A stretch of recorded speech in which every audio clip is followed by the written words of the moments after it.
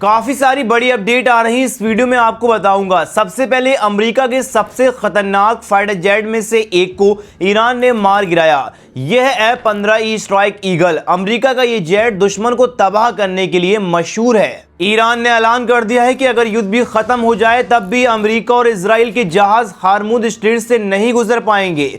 Israel US के लिए बहुत बड़ा झटका है ईरान की तरफ से। ईरान ने यूएई को एक सीलिंग वार्निंग दी है कि वो 30 बिलियन के मैसिव स्टारगेट अल डाटा सेंटर पर हमला कर सकते हैं। अमेरिका और इजराइल ने मिलकर ईरान के एक बड़े यूनिवर्सिटी में महिलाओं और बच्चों पर बमबारी कर दी, जिसमें कई हलाक हुए हैं। ये सारी अपडेट इस वीडियो में बताऊंगा। उससे पहले मेरी आपसे गुजारिश है, इस वीडियो को एंड तक देखिए। सबसे पहले बात करते हैं अमेरिका के सबसे खतरनाक फाइटर जेट में से एक को ईरान ने मार गिराया है। यह है F-15E स्ट्राइक ईगल। अमेरिका का ये जेट दुश्मन को तबाह करने के लिए मशहूर है, लेकिन अब ईरान के advance passive infrared SAM system ने इसे आसमान से नीचे उतार दिया। यूएस अधिकारियों ने खुद कंफर्म कर दिया है कि एक पायलट तो सुरक्षित बच गया है, लेकिन दूसरे की तलाश अभी भी चल रही है। वहीं भूरा ट्रंप का गुरूर जो कुछ दिन पहले ईरान को धमकी दे रहे थे, अब वो चकनाचूर होता हुआ लग रहा है।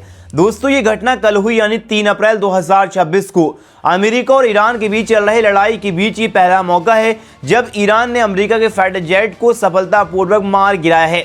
F-15E स्ट्राइक ईगल 2 लोगों का जेट है, एक पायलट और एक बीपन सिस्टम ऑफिसर। दोनों ने इजेक्ट कर लिया, यानी सीट से बाहर निकल गए। अमेरिका सेना ने एक क्रू मेंबर को बचा लिया है, वो सुरक्षित है, लेकिन दूसरे की अभी भी सर्च चल रही है। अमेरिका के हेलीकॉप्टर स्पेशल फोर्स ईरान के अंदर तक सर्च कर रहे हैं। ईरान का दावा है कि उन्होंने अपने नए एडवांस पैसिव इंफ्रारेड सिस्टम से ये जेट गिराया है। ये सिस्टम इतना खास है कि रडार पर आसानी से पकड़ा नहीं जाता। ईरानी मीडिया ने मलबे से तस्वीरें भी दिखाई हैं। अमेरिका अधिकारियों ने कंफर्म किया है कि हाँ, हमारा F-15E ईरान के एयर डिफेंस ने मारा गया है। ये 5 हफ्ते से चल रहे युद्ध में अमेरिका की तरफ से पहला बड़ा नुकसान हुआ है। वहीं ट्रंप जी ने कुछ दिन पहले ही देश को संबोधन में कहा था कि हम ईरान को बहुत जोरदार जवाब दे रहे हैं और अब जल्दी अपना मकसद पूरा कर लेंगे। लेकिन अब ये घटना उनके उस बयान पर बड़ा सवाल खड़ा कर रही है। ईरान के IRGC यानी इस्लामिक रेवोल्यूशनरी गार्ड कॉर्प्स ने इसे अपनी बड़ी जीत बताया है। उन्होंने कहा अमेरिका की एयर सुपीरियरिटी का दावा झूठा है। दोस्तों, इस घटना का मतलब क्या है? पहली बात, ईरान दिखा रहा है कि उसकी एयर डिफेंस अभी भी मजबूत है। अमेरिका कितना भी एडवांस जेट भेजे, ईरान उसे मार सकता है। दूसरी बात, अब अमेरिका के लिए सर्च एंड रेस्क्यू मिशन बहुत मुश्किल हो गया है, क्योंकि ईरान के अंदर हो रहा है। अगर दूसरा पायलट पकड़ा गया तो स्थिति और गंभीर हो सकती है। तेल की कीमतें भी बढ़ सकती हैं, क्योंकि स्ट्रेट ऑफ हॉर्मुज इलाके में लड़ाई है। पूरी दुनिया इस पर नजर रखे हुई है। वहीं ट्रंप प्रशासन के लिए बड़ा झटका है। उन्होंने ईरान को स्टोन एज में भेजने की बात की थी, लेकिन अब खुद का जेट गिरने से उनकी पोजीशन कमजोर दिख रही है। क्या अमेरिका अब और ज्यादा हमले करेगा या बातचीत की तरफ जाएगा? अभी कुछ कहना मुश्किल है, लेकिन स्थिति तेजी से बदल रही है। बढ़ते हैं दूसरी अपडेट की तरफ। ईरान ने ऐलान कर दिया है कि अगर युद्ध भी खत्म हो जाए तब भी अमेरिका और इजराइल के जहाज हार्मुज स्ट्रेट से नहीं गुजर पाएंगे। ये कोई छोटी खबर नहीं, ये पूरी दुनिया का तेल सप्लाई बंद कर सकता है। दोस्तों, सबसे पहले समझ लें स्ट्रेट ऑफ हॉर्मुज क्या है। आइए मैं आपको बताता हूँ। ये एक बहुत नैरो सी पासेज है, मतलब एक रास्ता है जो कई सारे जहाज यहाँ से गुजरते हैं। एक तरफ ईरान, दूसरी तरफ ओमान। यहाँ से रोजाना दुनिया का 20% तेल गुजरता है, यानी हर 5 बैरल तेल में से 1 बैरल इसी रास्ते से आता है। भारत के लिए ये और भी जरूरी है। हमारा लगभग 40 से 50% क्रूड ऑयल इसी स्टेट से गुजरता है। LPG का 90% तक। अगर ये बंद हुआ तो पेट्रोल डीजल की कीमतें आसमान छू लेंगी। अब आते हैं इस पूरी खबर पर। अब आते हैं खबर की तरफ। ईरान के इस्लामिक रेवोल्यूशनरी गार्ड कॉर्प्स ने आधिकारिक बयान जारी किया है। उन्होंने साफ कहा है, अमेरिका और इजराइल और उनके दोस्तों के लिए बंदरगाहों से आने जाने वाले किसी भी जहाज को स्ट्रेट ऑफ हॉर्मुज से गुजरने की इजाजत नहीं है। उन्होंने 3 कंटेनर शिप्स को पहले ही वापस भेज दिया है। IRGC ने वार्निंग दी है, अगर कोई जहाज गुजरने की कोशिश करेगा तो सख्त कार्रवाई होगी। फिर 30-31 मार्च को ईरान की संसद की सुरक्षा समिति ने और बड़ा प्लान पास कर दिया। नाम है straight of Hormuz management plan. इस प्लान में 3 बड़ी बातें हैं। नंबर 1, सभी जहाजों से टोल वसूलेंगे, ईरानी रियाल में पैसे लिए जाएंगे। दूसरा, अमेरिका और इजराइल के जहाजों पर पूरी तरह बैन है। तीसरा, युद्ध खत्म होने के बाद भी बैन रहेगा। मतलब ईरान कह रहा है ये हमारा इलाका है, हम सुरक्षा देते हैं तो हम टोल भी लेंगे और हमारे दुश्मनों को बिल्कुल नहीं गुजरने देंगे। दोस्तों, ये ऐलान अचानक नहीं हुआ। 28 फरवरी 2026 से अमेरिका और इजराइल ने ईरान पर हमले शुरू कर दिए थे। ईरान ने जवाब में स्ट्रेट ऑफ हॉर्मुज को हथियार बना लिया। वो कह रहा है तुम हम पर हमले करो तो हम दुनिया का तेल बंद कर देंगे। दोस्तों, अभी ये युद्ध चल रहा है, लेकिन ईरान ने साफ कर दिया है ये बैन युद्ध खत्म होने के बाद भी रहेगा। ये उनका नया परमानेंट पॉलिसी बन गया है। अब समझते हैं इसका असर। तेल की कीमतें पहले ही बढ़ गई हैं। भारत जैसे देशों में पेट्रोल, डीजल, एलपीजी सिलेंडर महंगे हो सकते हैं। पूरी दुनिया की अर्थव्यवस्था पर असर, चीन, जापान, यूरोप सब इस पर प्रभावित होंगे। सबको नुकसान होगा और सब धकेले जाएंगे। लेकिन अच्छी खबर यह है कि भारत ने थोड़ी तैयारी कर ली है। हमने 70% तेल दूसरे रास्तों से मंगवाना शुरू कर दिया है। फिर भी 30 से 40% अभी भी स्ट्रेट ऑफ हॉर्मुज पर ही निर्भर है। ट्रम्प ने पहले धमकी दी थी कि स्ट्रेट ऑफ हॉर्मुज खोलो वरना हम आपके पावर प्लांट पर बम से उड़ा देंगे। लेकिन अब स्थिति जटिल हो गई है। 40 से ज्यादा देशों ने यूके, फ्रांस, जर्मनी समेत मीटिंग की है और कहा स्ट्रेट ऑफ हॉर्मुज खोला जाए वरना बड़ा कदम उठाया जाएगा।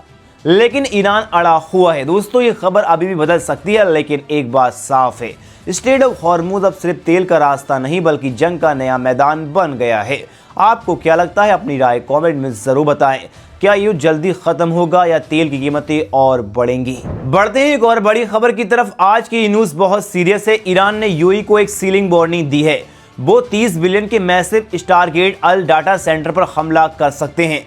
ये डाटा सेंटर दुनिया का सबसे बड़ा अल प्रोजेक्ट बाहर अमेरिका के और इसमें ओपन एआई, माइक्रोसॉफ्ट जैसे बड़े कंपनीज इन्वॉल्व हैं। ईरान के रेवोल्यूशनरी गार्ड IRGC ने वीडियो रिलीज किया है जिसमें क्लियर धमकी दी गई है। और ये सिर्फ धमकी नहीं, ईरान ने क्लेम किया है कि उन्होंने पिछले 2 दिनों में अमेज़न, एक और बड़ी कंपनी के डाटा सेंटर पर हमले किए हैं, बहरीन और दुबई में। क्या ये सच है? क्या अल वॉर शुरू हो गई है? आज इस वीडियो में मैं आपको बताऊंगा। दोस्तों, स्टारगेट यूएई अबू धाबी में बन रहा है। ये 1 गीगाबाइट का अल डाटा सेंटर है और पूरा प्रोजेक्ट 5 गीगाबाइट तक जाएगा। मतलब इतना पावरफुल कि ये फ्यूचर का एआई मॉडल्स को ट्रेन कर सकते हैं, जैसे चैट जीपीटी से भी एडवांस। इस प्रोजेक्ट की कॉस्ट 30 बिलियन से ज्यादा है। ये लगभग 2.5 लाख करोड़ रुपीस। पार्टनर्स में यूएई की कंपनी है जो G42, OpenAI, Sam Altman, Jensen Huang और कई सारी कंपनी जैसे सॉफ्टबैंक और कुछ अमेरिकन इन्वेस्टर हैं। ये डाटा सेंटर इतना बड़ा है कि 19 स्क्वायर किलोमीटर एरिया कवर करेगा। गूगल मैप्स पर भी इसको छुपाने की कोशिश की गई है, लेकिन ईरान के मुताबिक उनकी नजर से कुछ भी नहीं छुपा। ईरान के IRGC ऑफिसर LT कोल जुल्फकारी ने वीडियो में कहा कि अगर अमेरिका हमारे पावर प्लांट्स पर हमला करेगा तो हम इजराइल और गल्फ के सारे एनर्जी इंफ्रास्ट्रक्चर और अमेरिकन लिंक्ड टेक कंपनीज को तबाह कर देंगे। उन्होंने स्टारगेट का नाम भी क्लियर लिया है। अब सुनिए सबसे डरावनी बात, ईरान ने क्लियर एक्शन लेना शुरू कर दिया है। पिछले कुछ दिनों में ईरान ने क्लेम किया कि उन्होंने अमेज़न के डेटा सेंटर पर हमले किए यूएई और बहरीन में। अमेज़न AWS के फैसिलिटीज में डैमेज हुआ, सर्विसेज डाउन हो गई। फिर उन्होंने ओरासेल के डाटा सेंटर में दुबई में टारगेट करने का क्लेम किया। दुबई गवर्नमेंट ने ओरासेल वाले अटैक को फेक न्यूज बोला, लेकिन अमेज़न बहरीन वाले केस में डैमेज कंफर्म हुआ है। ईरान का कहना है कि ये सब अमेरिकन टेक कंपनीज उनके अगेंस्ट हैं।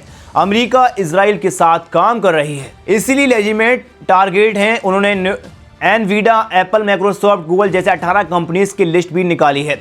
मतलब अब डाटा सेंटर की बैटलफील्ड में बन गए हैं। पहले सिर्फ मिलिट्री टारगेट थे, अब एआई और कोल्ड इंफ्रास्ट्रक्चर भी। ईरान के टारगेट के लिए सैटेलाइट इमेज भी दिखाई गई हैं और कहा है कि कुछ भी छुपा नहीं है उस हमसे। उनका क्लियर मैसेज है, अगर ट्रम्प एडमिनिस्ट्रेशन ईरान के पावर प्लांट्स पर अटैक बढ़ाता है तो टारगेट समेत सारे अमेरिकन लिंक्ड एआई और टेक फैसिलिटी गल्फ में खतरे में हैं।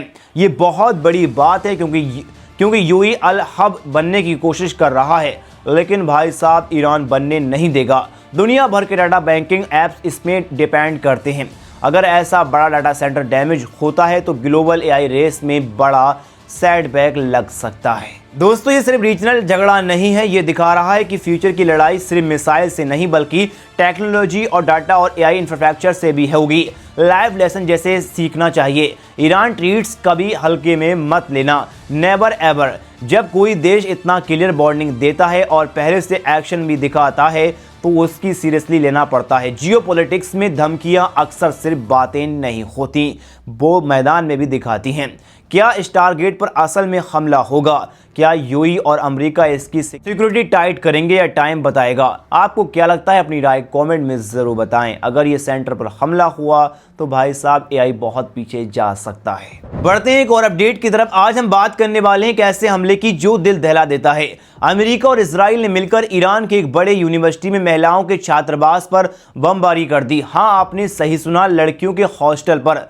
दोस्तों ये कोई जंग के मैदान का हमला नहीं था, ये स्कूली बच्चियों और महिलाओं पर घात लगाकर किया गया हमला था। दोनों देश इतने कायर है कि सीधे बच्चे और लड़कियों को निशाना बना रहे हैं। चलिए पूरा मामला मैं आपको बताता हूं। कल ही की बात है, ईरान के शहीद बेहश्ती यूनिवर्सिटी के महिलाएं वाले हॉस्टल पर अमेरिका इजराइल ने मिसाइलें दाग दी। Laser and plasma research institute के साथ लड़कियों का छात्रावास पूरी तरह तबाह हो गया है।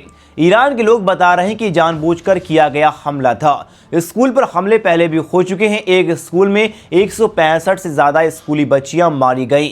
कल्पना करो, बच्चियां क्लास में बैठी हों और अचानक बम गिर गया हो। ये दोनों देश अमेरिका और इजराइल खुद को दुनिया का सबसे ताकतवर बताते हैं, लेकिन असल में ये एप्स्टीन जैसे लुच्चे हैं। स्कूली बच्चे और महिलाओं को घात लगाकर मारते हैं। कमजोर पर हमला करना इनकी आदत है। हिम्मत है तो सामने की जंग लड़ो ना, लेकिन नहीं, ये तो पीछे से वार करते हैं।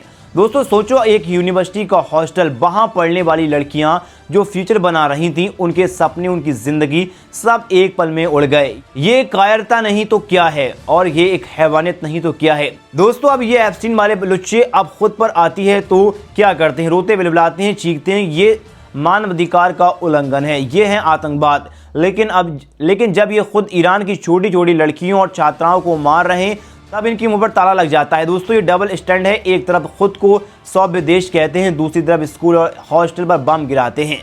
ईरान के लोग आज मातम मना रहे हैं, माएँ अपनी बेटियों की लाशें देखकर रो रहे हैं। क्या ये जंग है? नहीं, ये तो नरसंहार है। अमेरिका और इजराइल ने साबित कर दिया कि वो कमजोरों पर ही वार करता है। दोस्तों आज इस वीडियो से हमको क्या सीख मिलती है? यह है ताकत का मतलब कायरता नहीं होती। असली ताकत वो होती जो कमजोरों की रक्षा करे, सेफ्टी करे। अगर आपको भी ये वीडियो अच्छा लगे तो अपनी लाइक कमेंट में ज़रूर बताएं, और ऐसे हैवानों के लिए आप क्या कहना चाहते हैं कमेंट में ज़रूर बताएं।